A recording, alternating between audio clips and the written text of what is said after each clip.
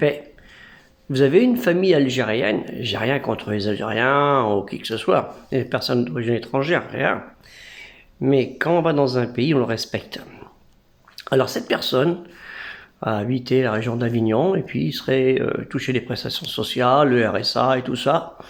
Peut-être parce qu'il ne travaillait pas, il ne trouvait pas de travail, j'en sais rien.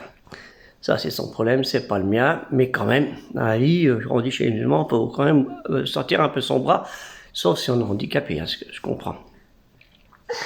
Et puis il est retourné au bled, hein, en Algérie tranquille, et il touchait pendant 6 ans les prestations, le RSA et les allocations familiales. Ce qui fait 80 000 euros, quand même, 80 000 euros. Et le type de la caisse d'allocation familiale dit, vous savez, oui, c'est énorme, c'est très rare, mais bon, en général, c'est une moyenne de 5 000 euros. Vous vous rendez compte, il ose dire ça, une moyenne de 5 000 euros de fraude. Hein? Et ce qui est inquiétant, c'est que cette personne dit, oui, mais je ne me suis pas tellement rendu compte. Mais si je me souviens bien, pour le RSA, il faut faire des déclarations. C'est trimestriel, j'en sais, à ceux qui sont au RSA, ils pourraient m'expliquer ça. Le RSA, on ne touche pas comme ça pendant 6 ans d'affilée. Il faut le déclarer. Donc, il était bien conscient de ce qu'il faisait. Et puis, quand ça rentrait sur le compte en banque, il s'est bien dit, mais c'est quoi cet argent? C'est pas l'Algérie qui me le donne, ils ne veulent pas m'en donner. Ça vient de la France. Mais c'est pas normal, ça. Les allocations familiales, pourtant, je n'habite plus en France. Je ne devrais pas en toucher. Normalement, si tu es un bon croyant, c'est ta réflexion. Sinon, tu es un petit malin, toi.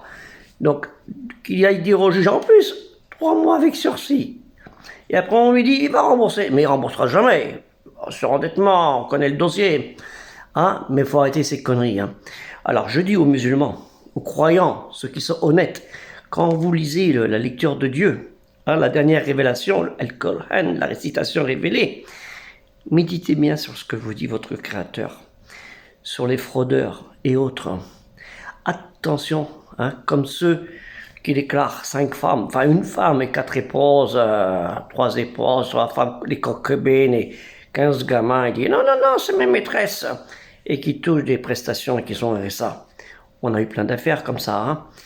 Méfiez-vous, les fraudeurs et les fraudeuses. C'est pas moi qui le dis, hein, c'est votre Créateur. Vous serez jugé pour ce jour-là. Moi, je ne vous juge pas, c'est Dieu qui vous jugera. Mais je le signale quand même, c'est pas bien de donner ce comportement. Et surtout, la télé, et ils en profitent. Parce que c'est pas d'hier ces fraudes, c'est des milliards, des milliards, des milliards. Et les Français, les bons, hein, les citoyens, qu'ils soient musulmans, pas musulmans, ce que vous voulez, ils en ont marre, hein, de payer les pots cassés pour les autres, des pots cassés dans tous les sens. Donc c'est pas mal. Arrêtez ces conneries, vous nous faites la honte. Chemtish, la chouma.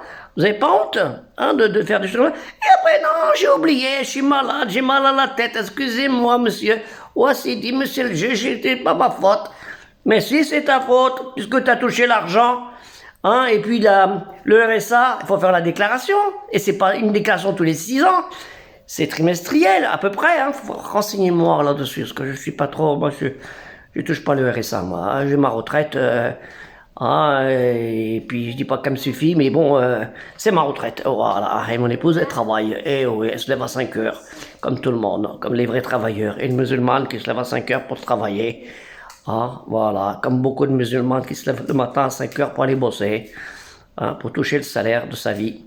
Voilà, donc, je vous le dis, arrêtez ces turpitudes, parce qu'il y en a marre, Vous nous faites la honte et que des préjudices. Et je ne parle pas ceux qui font des associations bidons, hein, qui ramassent l'argent et qui vont mettre le pognon ailleurs, qui vont dire donnez-moi le sadaqa et tout ça, donnez-moi l'argent, c'est pour ça. Et puis l'argent il est tourné, il s'en va ailleurs. La fraude, les fraudeurs et les fraudeuses. Allez voir qu'est-ce qu'il vous dit votre Créateur dans la récitation, dans le Coran, la récitation révélée. Et vous allez voir, vous allez avoir des surprises, hein, des surprises. Et puis, la punition, hein, c'est pas celle du juge, hein, c'est pas 3 mois avec sursis, hein. Que le salut soit sur vous.